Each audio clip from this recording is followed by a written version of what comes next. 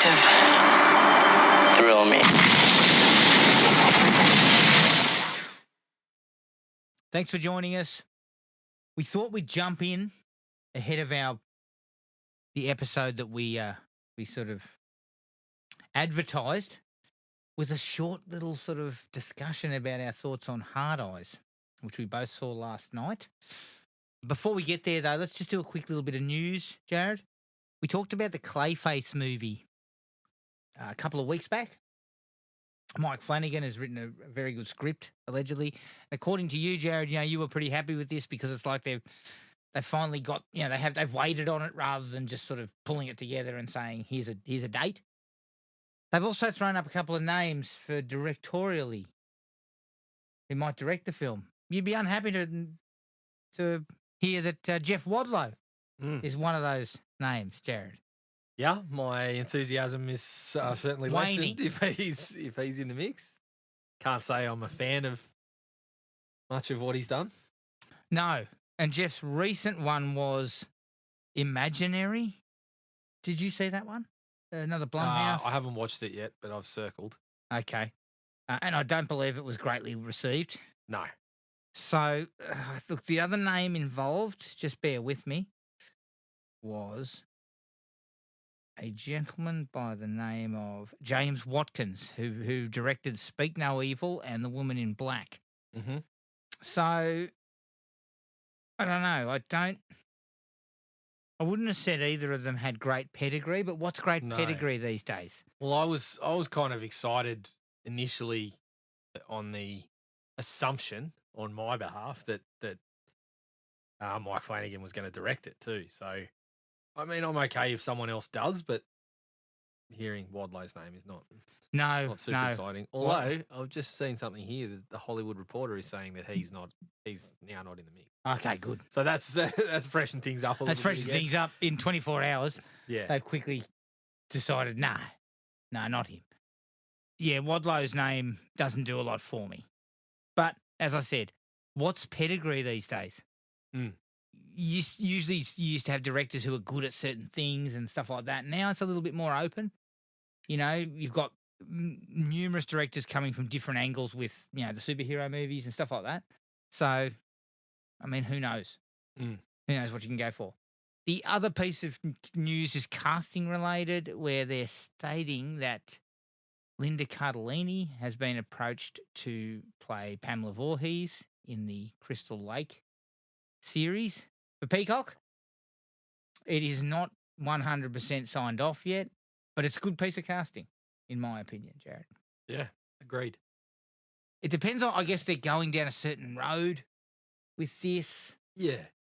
And it's, we don't really know what it's going to look like now after the whole sort of Brian Fuller basically it seemed like the whole fucking house of cards had fallen down, but we like what you're doing, but you're fine. Yeah. But yeah, in terms of a casting, without knowing much else, I'm a big fan of her. I think she's a really good actor, so I think that would be a good start. Yeah, definitely a good start. And again, I'd just like a little bit more information as to where they're going with it. Yeah, just something. Let's jump into Hard Eyes. We're going to go for no spoilers, Jared. No spoilers at this stage. This is just our general thoughts on the movie, having first run. How'd you feel about it? Yeah, I think overall it was pretty fun. I think if you're looking at the writers and what they've been involved in, you'll get a sense of what we're in for. And the output's been mixed a couple of times. This is probably one of the better ones without being up in the mix of the better stuff they've done. Yeah. But it was a fun idea. I actually think that I could have done with more of the romantic comedy stuff. Like choose the direction and have more of the slasher stuff in the background. Which initially it was like, yeah, we're building a romantic comedy and we're going to mix it with the slasher, but it felt like it just kind of went from one to the other. Yes. Without necessarily kind of blending them together all that well at times. But yeah, got a few laughs with it, a few sort of entertaining kills and chase sequences and whatnot. Mm-hmm. So overall, I was reasonably positive. I was pretty happy with it too. I felt like they got some of that right early on.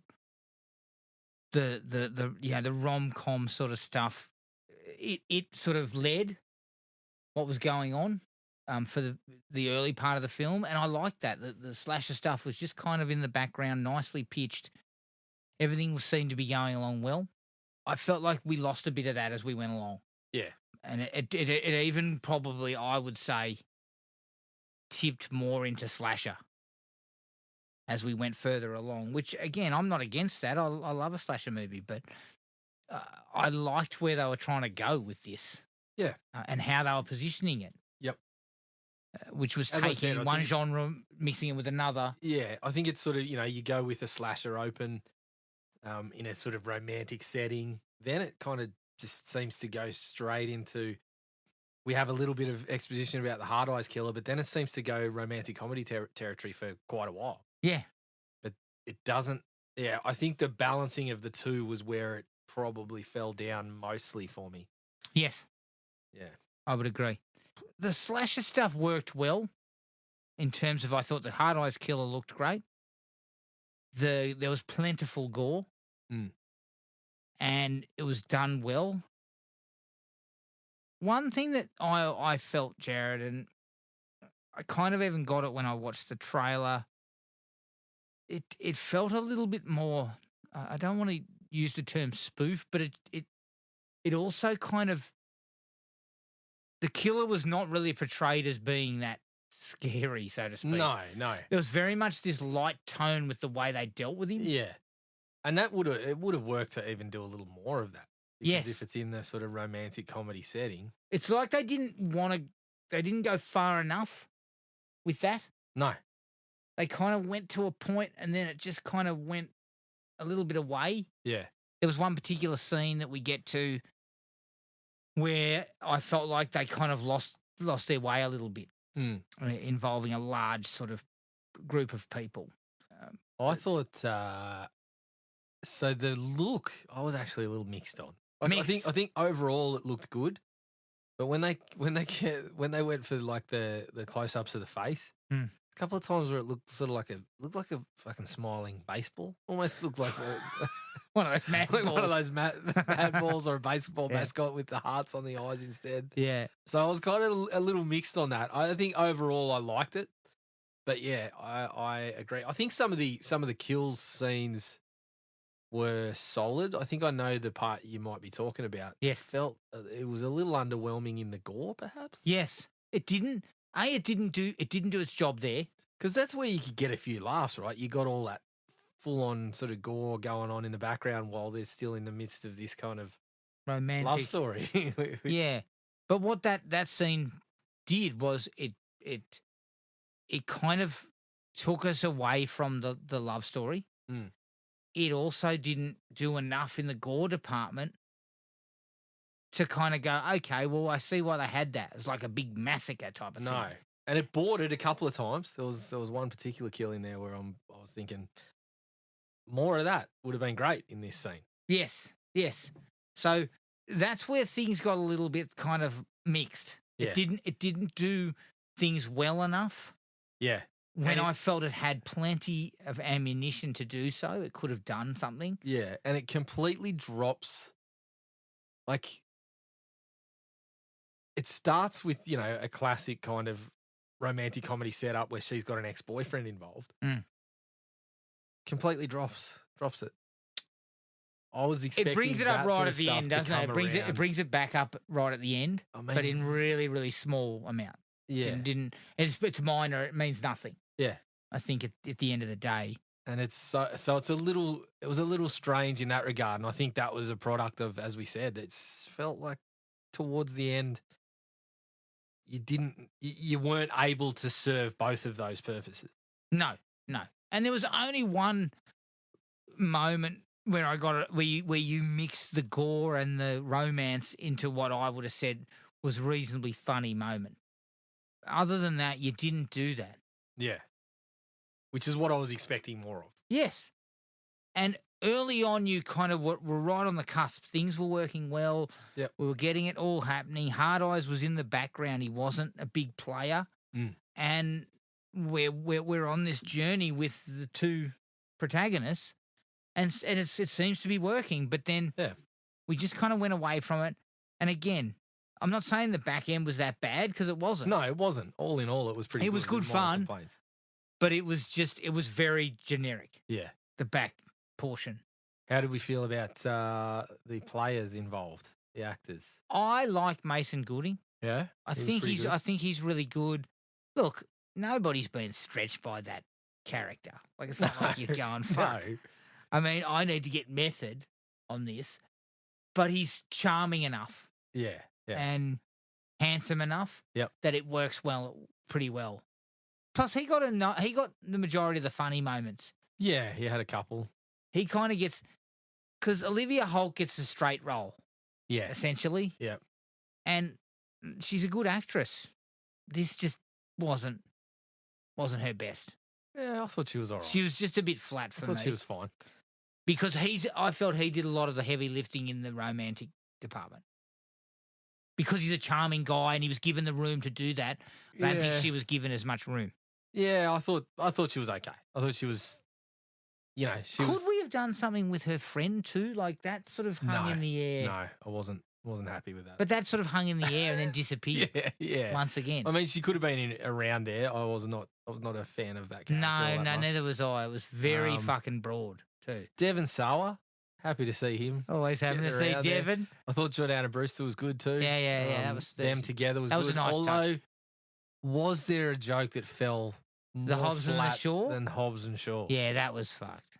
It's so like I was just Like, looking at it going, the joke why is did we even go the with that? joke is that as the audience, when they go, I'm Hobbs and she's Shaw, we're supposed to go, Hobbs and Shaw. Not to then have the fucking actors in the movie go, Hobbs and Shaw, like the movie. Yeah, And then yeah. they go, oh, I never seen it. like, the cinema that I fuck was me. in, which was a reasonably well packed one, was dead silent. Yeah, And that came out. that joke just fell on its ass. Yeah.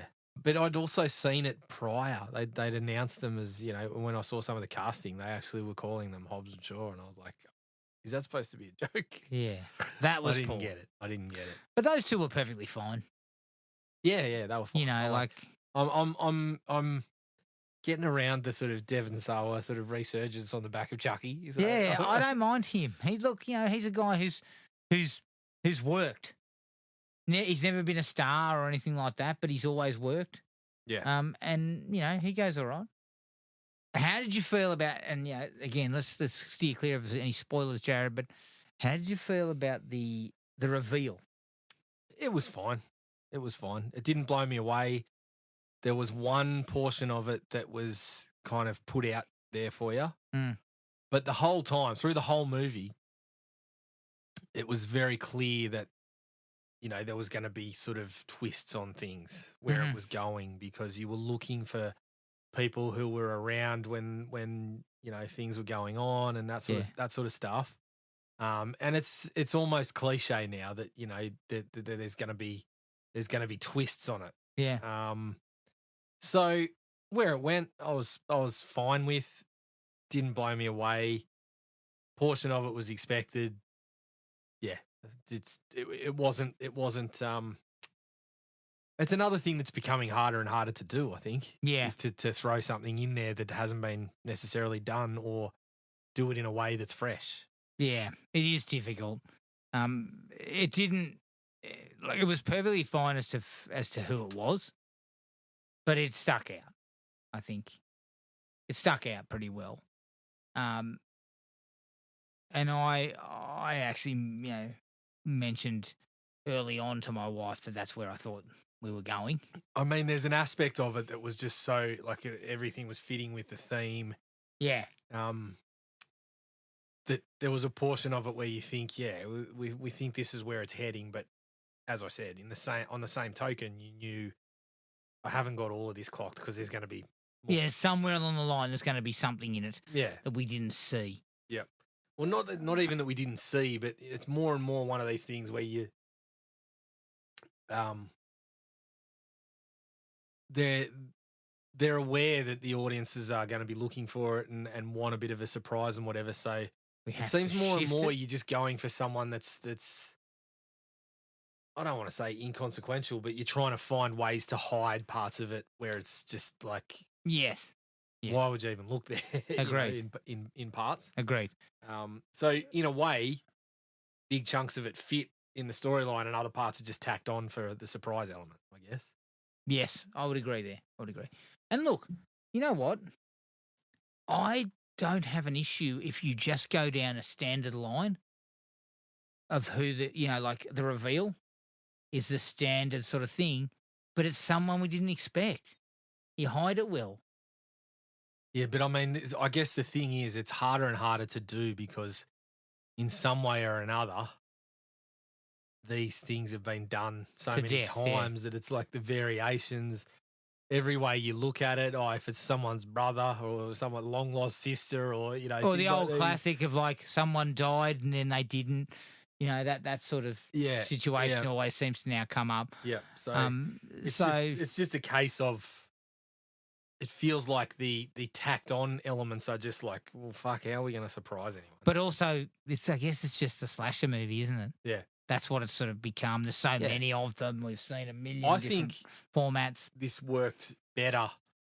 Obviously, was it writers or producers that were involved in Happy Death Day and were involved in Freaky? Yeah, I think it was something definitely like- one of the writers. Something like Happy Death Day, you've got the advantage of sort of the focus is on the repetition Yeah. and the unraveling of it. And Freaky, well, it works a treat because there's no mystery. Yeah. The fun of that one is in the body switch and all that sort of stuff, and that worked a treat as well. So I think it's just harder to continue to hide these killers and whatnot. I mean, I love the way that these guys just continue to take these things that haven't been done and just be like, well, fuck, have we seen, Back Yeah. to the Future with a slasher? No, we haven't. Have we seen Happy Death Day with a slasher? Just a straight up rom-com with a slasher. I thought that was a really good way to go. Yeah, agree.